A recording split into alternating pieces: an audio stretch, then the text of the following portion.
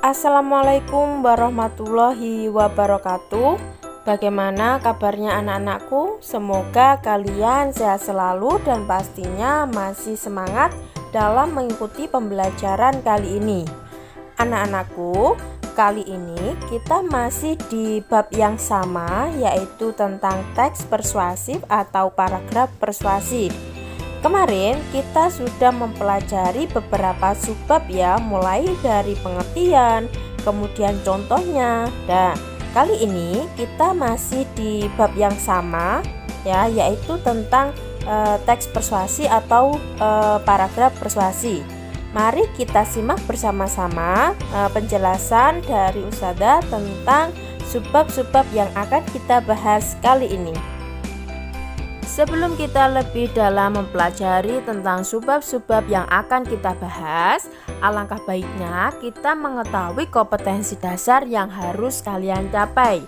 Yang pertama 4.13 yang berbunyi menyimpulkan isi, saran, ajakan, arahan, pertimbangan tentang berbagai hal positif permasalahan aktual dari teks persuasi.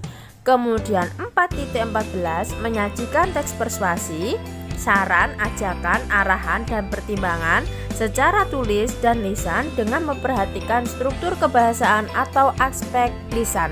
Itu adalah kompetensi dasar yang akan kalian capai dan kita pelajari bersama-sama.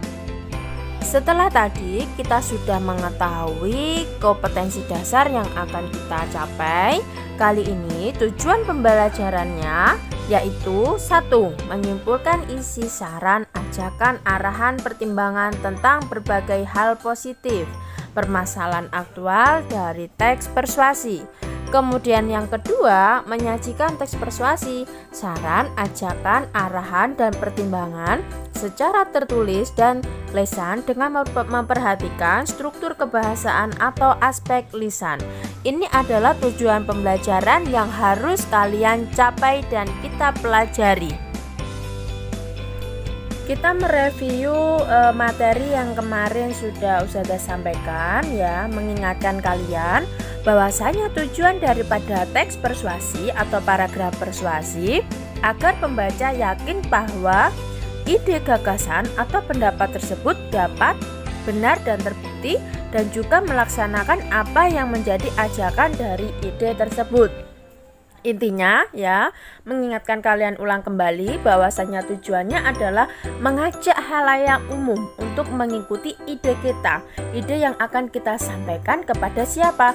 Halayak umum atau masyarakat. Itu adalah tujuan daripada teks persuasif atau paragraf persuasif.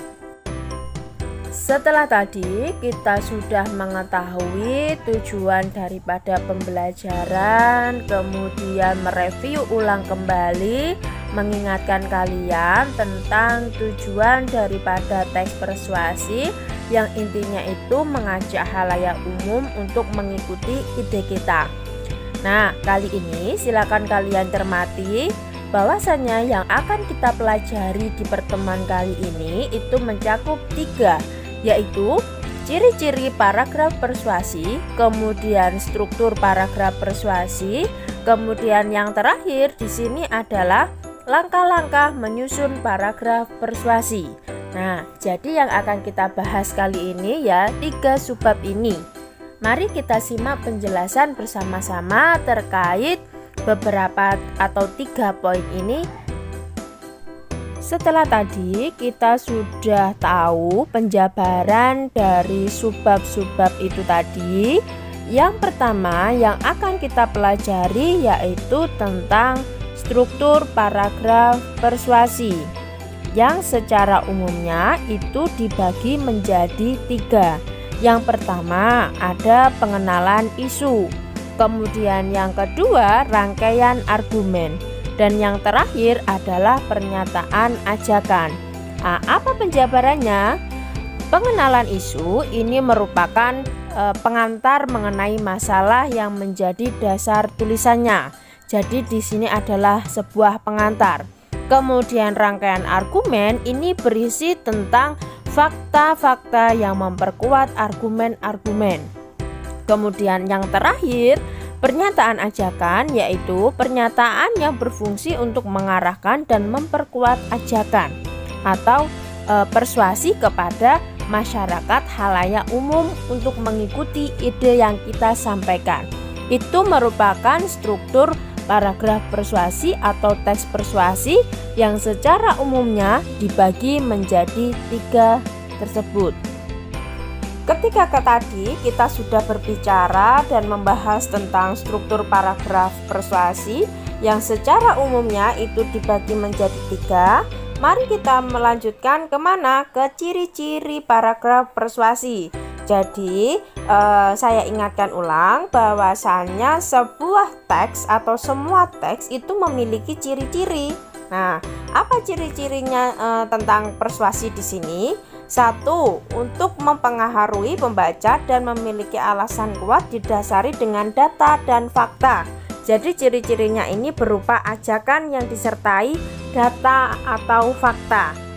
Kemudian yang kedua, meyakinkan pembaca untuk melakukan atau mempercayai yang ditulis oleh penulis. Jadi meyakinkan supaya apa? Supaya masyarakat atau pembaca mengikuti ide yang akan kita tulis.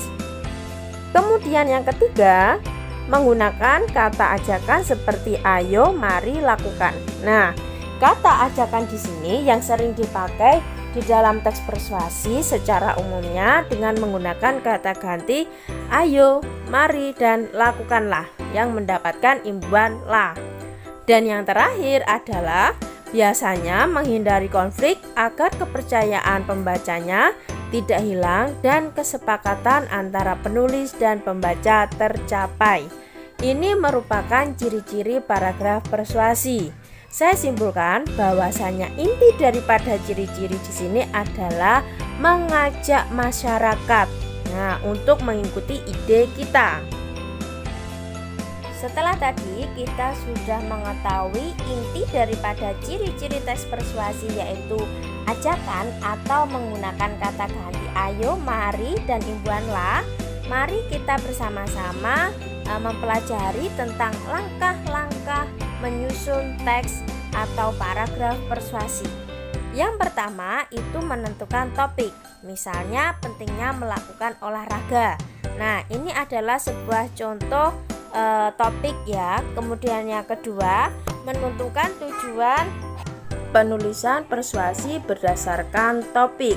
Misalnya mempengaruhi dan mengajak pembaca agar mau berolahraga.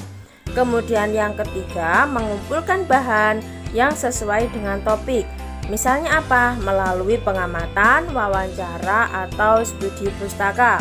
Kemudian yang terakhir, baru kita menyusun kerangka-kerangka yang kita cari, kita tulis secara garis besar. Itu merupakan langkah-langkah menyusun teks persuasi. Silakan kalian cermati ulang, kalian baca ulang, dan kalian pahami di situ. Nah, itu adalah langkah-langkahnya. Dan yang terakhir, silakan kalian cermati di sini adalah contoh daripada teks persuasi atau paragraf persuasi. Nah, peserta kali ini akan mereview ulang dan mengingatkan kalian kembali. Di sini ada contoh teks persuasi yang berjudul atau topik olahraga.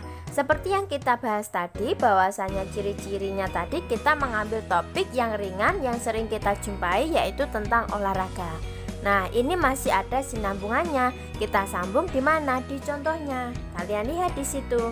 Nah, di situ 1, olahraga menambah kesegaran dan kebugaran tubuh. Itu berupa apa tadi? Berupa fakta ya. Kemudian olahraga dapat memperkuat otot. Kemudian yang ketiga, olahraga membuat seseorang panjang umur. Nah, itu adalah contohnya. Yang berisi apa di situ? Berisi tentang ajakan supaya kita sering-sering berolahraga. Dengan adanya olahraga, dengan kita berolahraga akan membuat diri kita menjadi lebih sehat. Itu adalah contoh yang ada di dalam kehidupan sehari-hari. Alhamdulillah, materi ini telah selesai. Jadi kesimpulannya, kali ini kita sudah mempelajari tentang ciri-ciri daripada teks persuasi, kemudian struktur, dan yang terakhir adalah langkah-langkah menyusun teks persuasi. Nah, seperti pertemuannya sudah ya, kalian cari referensi sebanyak-banyaknya tentang teks persuasi. Untuk apa? Untuk pemahaman kalian, seberapa paham kalian tentang teks tersebut. Oke, saya akhiri. Wassalamualaikum warahmatullahi wabarakatuh. Tetap semangat dan salam literasi.